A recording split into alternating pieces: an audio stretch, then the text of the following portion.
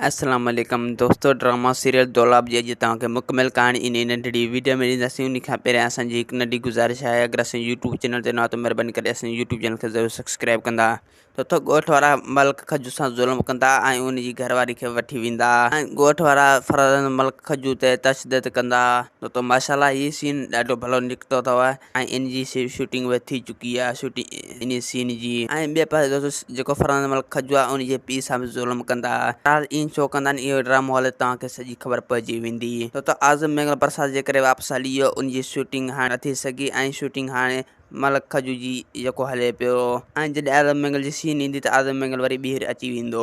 जेको दोस्तों हाणे मज़ाक वारा शूटिंग जा सीन हली रहिया आहिनि, जेका फरज़ंद मलिक खजू मज़ाक कंदो ऐं फरज़ंद मलिक खजू जी घर में वेह लॻी पई आहे, उनजी शूटिंग हली रही आहे। दोस्तों सॼी तव्हांखे जॾहिं ख़बर पवंदी, जॾहिं ड्रामो हलंदो त तव्हांखे सॼी ख़बर पइजी वेंदी त मलिक खजू जे घर में छा लाइ झगड़ो लॻो पियो। असांजो हीअ कहाणी जेको तव्हांजे अॻियां पेश